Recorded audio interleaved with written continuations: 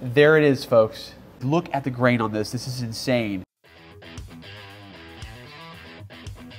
There's a little bit of flame in it too, depending on where you look at it. I only build about a dozen to 18 of these a year. And when people really like them, look at it. You can buy walnut here on the East Coast. It doesn't look like this. Really? Yeah. This is kind of, it's exceptional. This is kind of the Mercedes of the line. Hey everybody, it is Derek over at Masters of Shred. I want to thank you for tuning in to a very special episode of Excursions. We are here at the Washburn USA Custom Shop with our master luthier, Chris Mead, and we are going to shed some light on a truly sensational guitar. And I think you guys are going to dig it. And who better to do it with than the man who built it? That's right. So check this out. All right. So, a little backstory about this guitar. All right. So this is the newest acquisition to the Masters of Shred Nashville Shred Den. This guitar, as you folks are about to find out, actually came from MIRC. If you're not familiar with them, they are the world's largest distributor of high-quality refurbished instruments. And when guitars go to them, they're usually in pretty good shape. And if they're not, they need repairs, they repair them, and then they list them in the Franklin Guitar Works Reverb store at a big discount. And you can even find these guitars with one of their many great dealers. I'm gonna let you do the honors of this so you can get reacquainted with essentially one of your kids, right? This is one of them, yeah. There it is, folks.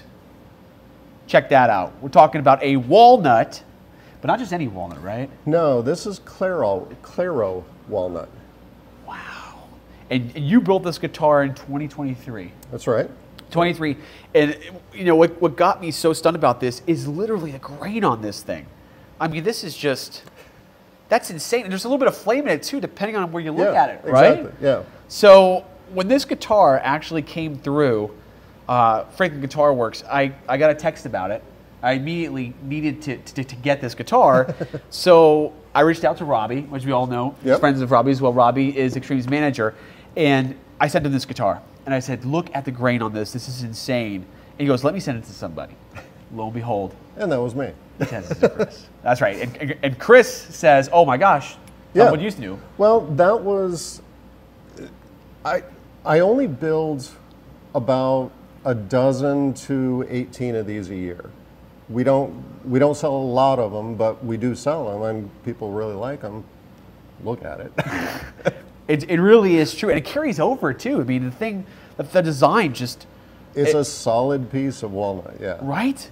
With the flame on it, it almost looks like a paint swirl style guitar. Kind of, yeah. Right? With just the weight, the curvature of the line. Yeah. So that's amazing. And when this actually came into them, it came in really great shape, but we had some of the technicians look at it, go through everything, and everything was pretty much solid. So got really lucky grabbing this guitar, no doubt about it.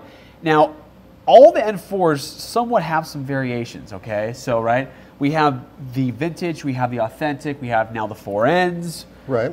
They each have different traits. Where would you say this walnut, which again, I'm saying it wrong. It's not really a walnut. It's what kind of wood? It's Claro walnut. Walnut. It's kind of a subspecies of walnut, and what kind of makes it different is it grows primarily in the Northwest. So it's kind of like quilted maples and the stuff you see on all the guitars that's so beautiful. It's just the walnut version of that. Okay, gotcha. So you could buy walnut here on the East Coast. It doesn't look like this. Really? Yeah.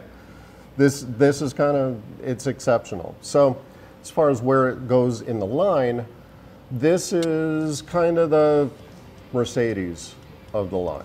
It's really high end, got the gold hardware, it's got the beautiful wood. This piece, really, really nice neck as far as the figure on it. Yeah, the bird's eye is just like, that's incredible. Look at that for camera too. Let's check that out. That is just like, that's wild to me. That good? That's cool? Yeah, that is just like stellar. And so I know there's some differences, right? So is this a real Floyd Rose on this? It's a real Floyd Rose. Okay, so I'll put this in the authentic territory. Yes. Right. Okay. Yeah. Okay. Yeah. It's a dressed up version. Dressed up version. Yeah. So it doesn't. When I build them, there's no relicking. All the hardware's new. Everything brand new. But as far as functionality, yeah, it's pretty much an authentic. Got it. And what kind of profiling do you use for the necks on these? Are they all done by hand? You have tools for that machinery, so it's all kind of the standard profile on these guitars? Yeah, well, just about everything is done with CNC machines. Okay. What that does is, A, it's consistency. All the guitars are the same. It's a good thing. Yeah. It's a good thing. But it also helps with production. So I can build more by using that than if I sat here and willed. Right, you'd be here all day. Exactly. And as far as the fretboard, what kind of wood are we working with on this one? Ebony. It's got the ebony fretboard. Yep, it's African ebony. And I love how you guys have the raised Washburn logos now. Yeah. Was that always a thing, or are they more like a decal? It seems like it's originally they were a decal. This was before I took over production, but they have a vendor that I believe they're in Germany. They're a German company that makes these for us. Wow, they look great on there too. Yeah, yeah. The only worry I have about gold is probably the worry that everybody has about gold is that it may fade away at some point. Oh, it absolutely will. Oh, okay, great. At least I know what to look forward to. It just adds to the character of the guitar. Right? There you go. Yeah, that's just true. And we were talking about this a little bit earlier. There's another differentiating factor with these Washburns, which is the Stevens extended cutaway, the slope. Some have it, some are flush. Some have this ramp that goes up though, which I think the original, now this is where it gets really tricky. I'm about to say Davy Stevens. See, I think Washburns. it's Stephen Davies. Well, we think it's Stephen Davies. I could be wrong on that. I did read that on the internet. So that could be. And you know how you can trust the internet. Yes, exactly. The same way you can't trust anything these days, right. Not at all. So anyway, yes. So we'll have to further that. But I do see there's a slope on this too, which I think lines up with, again, the earlier authentic, like really vintage models, like kind of like the 4N territory, right? Some of them do. I've seen some that were perfectly square. I've seen this. I've seen kind of an S curve. So it depends on the year, who was making it. Everything that I do has this slope. Wow. Okay, so again, it's a very good addition to the guitar. And I heard a story. I don't know if this is true. Tell me it's factual. Were you going to keep this one? Did they kind of have your name on it? I wanted to. But it came back home though. Well. So now you can see it again. Exactly. It's like it's like joint custody. Right.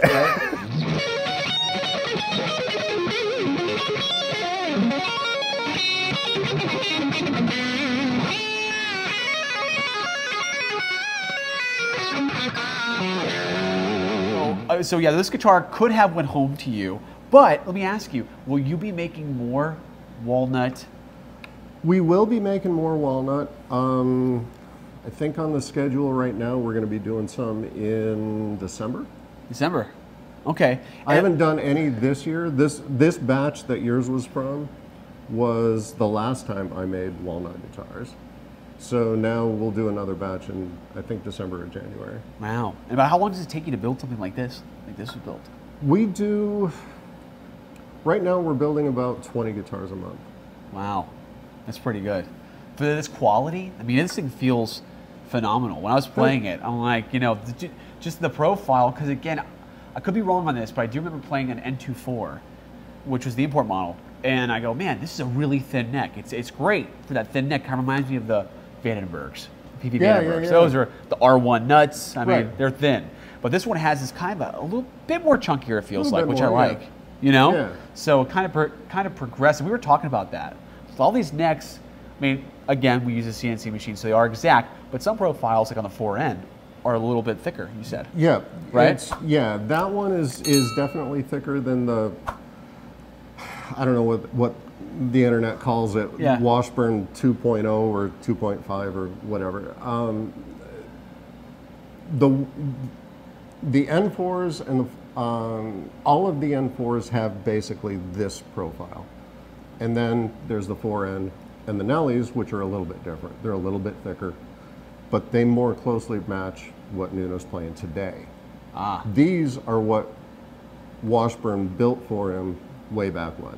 So this is more to the earlier Washburns. This is not as thick as the ones today.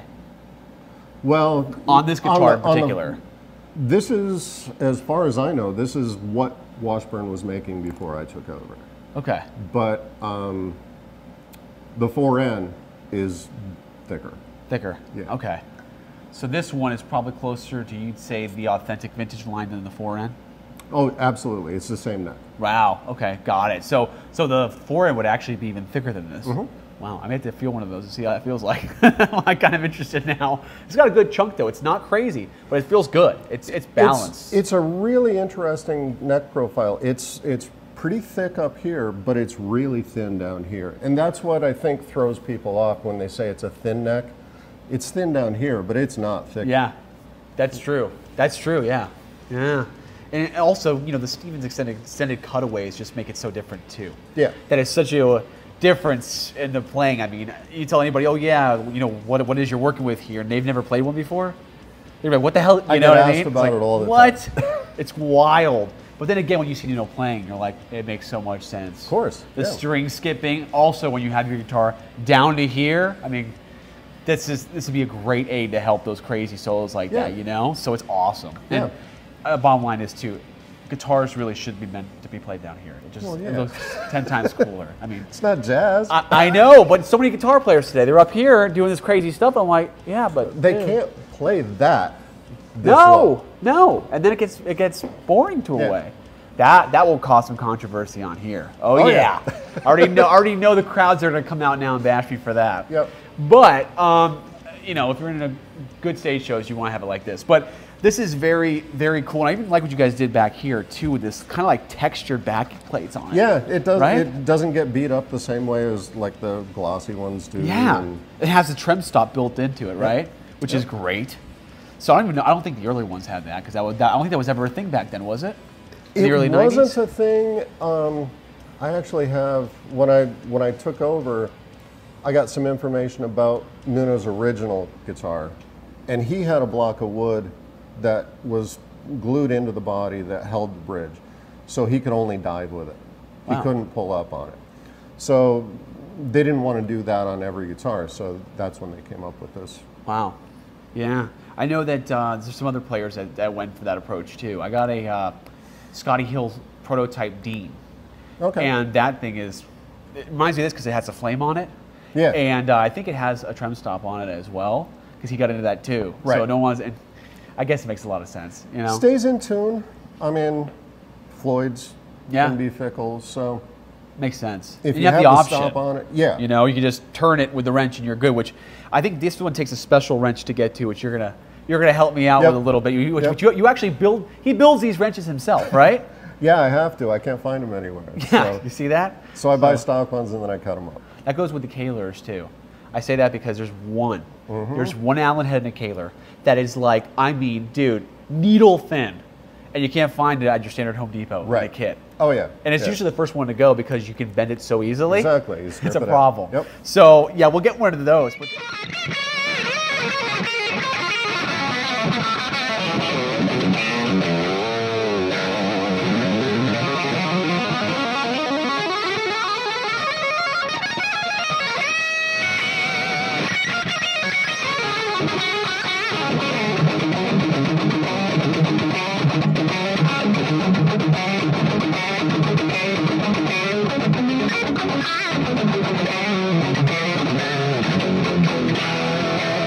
So yeah, we'll get one of those. But this is killer, and it's an honor to meet the man who actually built this thing at his shop, custom shop. That is something different. So again, well, I'm glad you came and brought it out to show me.